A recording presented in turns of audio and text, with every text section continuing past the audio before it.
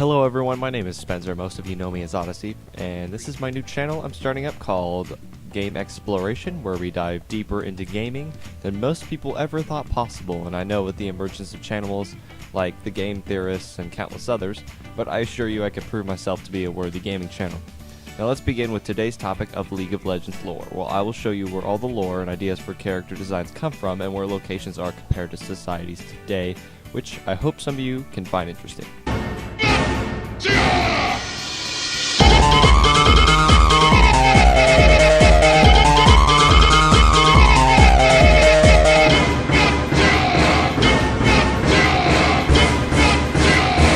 Okay, so before we begin, I'd like to take a look at one simple question. What is League of Legends? Well, it's a MOBA-style game where two teams of 5 must break through turrets and the other team's champion to reach their nexus or home base and destroy it. Sounds simple, right? Wrong. This game has so much complexity to it, with an asymmetrical field and unsymmetrical champions, that can lead to some pretty complicated gameplay. God knows how long I've played. Such a fun game. But let's take a look at the factions that represent the game and make a major difference in this video. We have Noxus, which can be considered the bad guys of the game. Then we have Demacia, which is supposed to represent heroism and a nice flashy society. Then we don't have much smaller places that contribute to the lore, but don't make much of a difference in today's video. I will recap over these a few times though. These two big nations have been fighting over each other for a long time, but they have taken some key different approaches to it.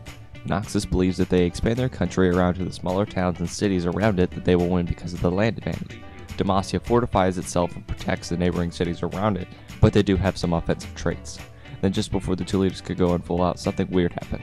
A group of wizards devised a plan to stop them temporarily from fighting, and they created the Institute of War, or League of Legends. And this league would be the housing for each faction's participants to prove themselves in the arena, so each country that this way could prove themselves and not destroy the entire map of Runeterra. And this is all you need to know to start today's video. Okay, so to start off today's video, let's go ahead and look at the map of Runeterra. I believe that this is a severely smaller version of Eurasia. Now hold on a second. Spencer, this is a game, bro. What are you talking about? No, I take this term lightly, but most of this I have several examples of proof to back up. Here's why. First, let's give some of the easier comparisons out of the way first. Let's take, for example, Noxus as a society. It's based on the strongest will survive theory, and they felt that they are the most superior society and looked to expand its borders towards the north and to the south. They also wish to expand its borders from an overseas country, but are stopped in the west by another expanding society that could possibly be considered worth of the Noxians. Now, take a look at the history. Doesn't that sound like a familiar country in the east? Oh yeah, China. And then take a look at the map again. Where is it located? Oh yeah, in the far east bordering the waters, just like China. And in life, what overseas country does try to take over on a few occasions? Oh yeah, Japan. Now, here's a map of the real world. See the similarities? And what country to the west matched China? Europe. And where is the European on the world scale at the time? Oh yeah, the far west. Now, that's not the only thing familiar about the country.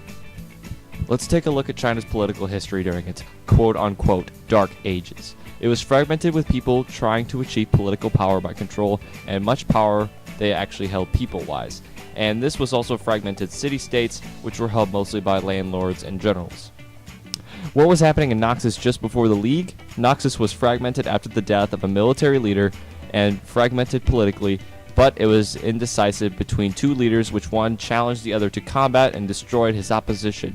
And who was this general, you ask? None other than Swain, who took over power in Noxus, expanding military control, trying to take Ione, aka Japan, just after they finally came back to order. Enough with politics though, let's take a look at Ione. This piece of information, I believe, proves this part of the theory. What type of people are in Ione? Ninjas and samurai like Zed and Master Yi. What country did samurai come from? Japan. Need I say more? Now again, let's take a look at the map. Shocking, right? Do you see the geography? To the left of Noxus, aka China, would be the Middle East, which is barren land, which is mostly desert, that houses the location of the Institute of War. South of it would be Africa, and the northern half of it is desert, while the southern half is mostly jungle. Do you see the similarities there too? Then there to the left is Demacia, aka Europe, which houses some of the most European Christian references I've seen so far. If you don't believe me, look at some of the champion skins like Aatrox's, for example. He in his original skin looks like the devil and has the background to be like Lucifer in the Bible, and his skin was supposed to be before he was banished, which depicts him as an angel, aka Lucifer before he was turned, and depicts everything bright and shiny. Now, looking back politically, look at their king, Jarvan Ford, who controls a massive army in the West like Europeans did in the day with a great society, but they never truly confronted one another directly with Noxus other than trade and rivalry. Similar again to China and Europe once again.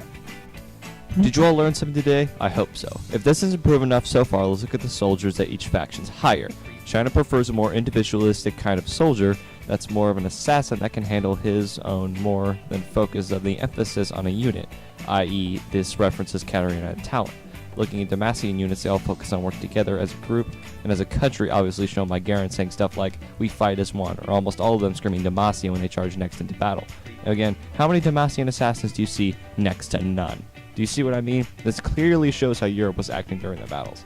Now if that's not enough, look at the weapons each faction uses.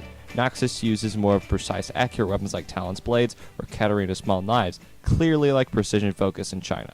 Now let's see Demacia. They use weapons like Europe with massive amounts of armor, swords, and shields. Again, this proves another point. Europe focuses more on defense while China focuses on less armor and more mobility so they can take down their enemy, which proves them even more in theory.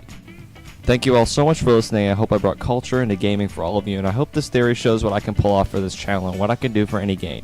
Please comment, like, and subscribe for more content, and please tell me what you'd like to see next down in the comment below. As always, this is Spencer, and I'll see you guys later.